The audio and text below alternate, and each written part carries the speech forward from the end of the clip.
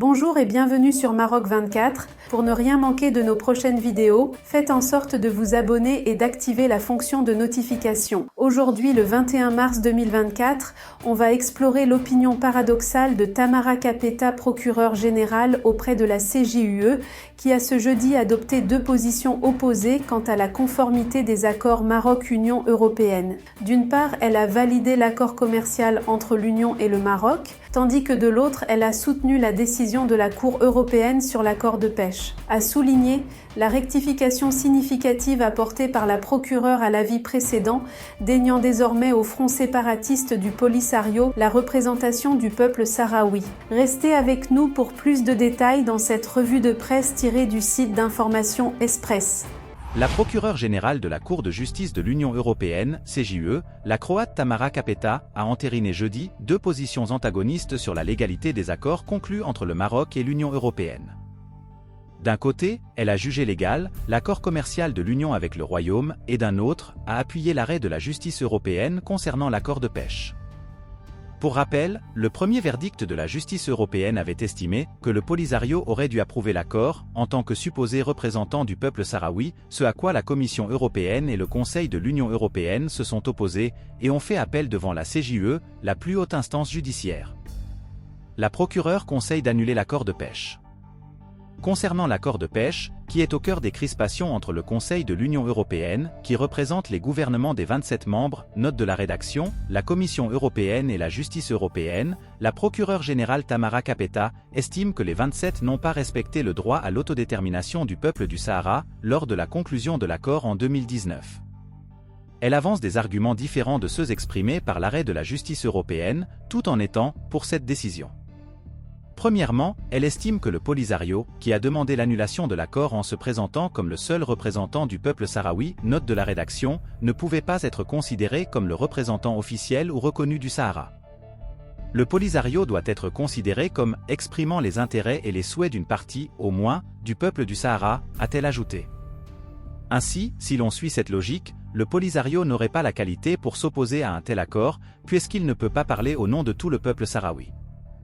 De ce fait, sa demande d'annulation de l'accord devrait être non recevable et la décision de la justice caduque.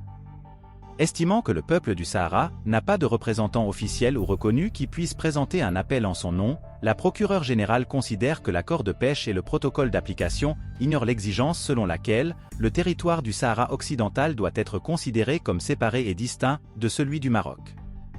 Kapeta soulève ainsi une importante donnée, puisqu'il est question pour l'Union européenne d'harmoniser sa position entre les accords de pêche et commerciaux, qui incluent le Sahara comme faisant partie du Maroc, alors que les 27 membres ne reconnaissent pas encore officiellement la souveraineté marocaine sur ce territoire.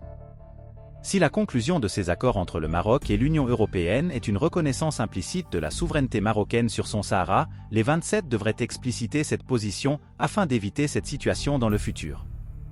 Malgré l'illégalité du recours du Polisario, qui n'est pas le représentant du peuple du Sahara et encore moins du Sahara, chose que la procureure admet, elle propose néanmoins de valider l'arrêt de la Cour de justice et d'annuler les appels de l'Union européenne et de la Commission européenne. Elle conseille le maintien de l'accord commercial. La Croate a eu un avis différent concernant l'accord commercial conclu entre le Maroc et l'Union européenne, en jugeant cette fois que le tribunal général de l'UE, TGUE, l'organe judiciaire de première instance, a eu tort d'accepter le recours en annulation présenté par le Polisario. Elle a estimé que l'accord commercial était légal, contrairement à la décision du tribunal européen de première instance, qui a donné raison au Polisario en se prononçant pour l'annulation. La procureure est revenue sur la même théorie, que le peuple sahraoui ne disposerait pas de représentant officiel ou reconnu qui puisse faire appel en son nom, et estime que le Maroc, qui est perçu comme puissance administrante, pouvait conclure un accord international au nom d'un territoire jugé comme non autonome selon le droit public international. À noter que le Sahara est considéré comme territoire non autonome par la communauté internationale seulement parce qu'il fait l'objet d'une consultation au niveau du Conseil de sécurité de l'ONU. Tamara Kapeta considère que l'accord commercial traite le Sahara occidental comme un territoire différent et séparé du Maroc, en demandant à ce que les produits issus du Sahara soient étiquetés avec une mention du pays d'origine, qui reflèterait leur origine de ce territoire et non du Maroc. Or, en n'étant ni un territoire autonome, ni indépendant, et sans être reconnu comme un État par les Nations Unies, le Sahara ne peut être présenté comme un pays sur une étiquette.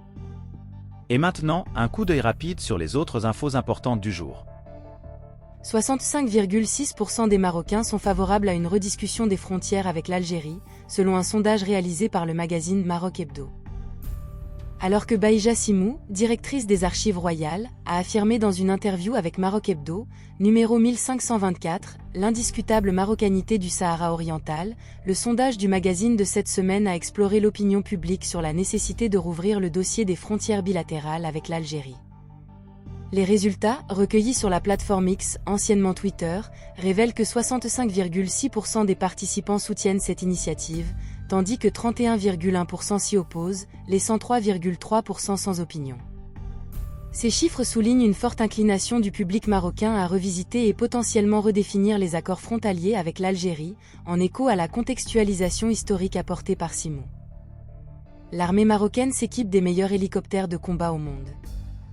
Le Maroc s'apprête à réceptionner 24 hélicoptères de combat américains, Apache AH-64E, l'un des plus modernes et efficaces au monde, pour renforcer ses forces royales air.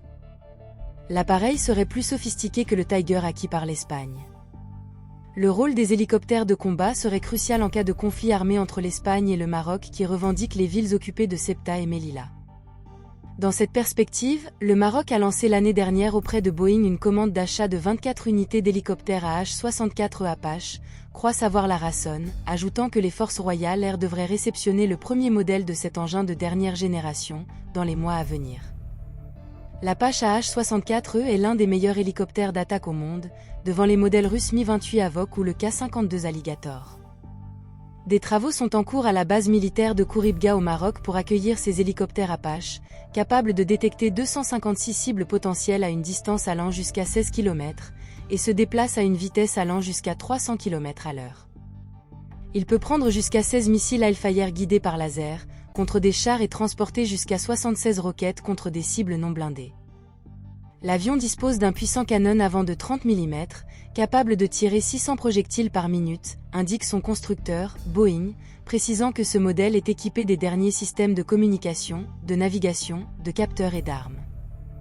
L'Espagne, quant à elle, possède l'hélicoptère Tiger. Le pays a acquis auprès d'Eurocopter 6 unités HAP, Helicopter Off Attack and Protection, au profit des forces aériennes de l'armée de terre, FAMET, et a lancé la construction de 18 unités de sa propre version, le HAD, hélicoptère d'attaque et de destruction. Le Tiger HAD, encore appelé HA-28, est un hélicoptère multifonction capable de gérer toutes sortes de missions en cas d'attaque nucléaire, biologique ou chimique. L'appareil a un canon avant de 30 mm, capable d'effectuer 450 tirs par minute et d'une portée de 2,5 km. L'Espagne prévoit de moderniser ses Tigers à la version Mk3 et d'inclure des fonctionnalités Link 16 et SATCOM. Si le Tiger se distingue par son agilité et sa polyvalence, l'Apache se démarque par sa puissance et sa capacité à fonctionner dans des environnements hostiles. Source, Bladi.net. Pour rester informé, je vous invite à regarder les vidéos Maroc 24 qui s'affichent sur votre écran.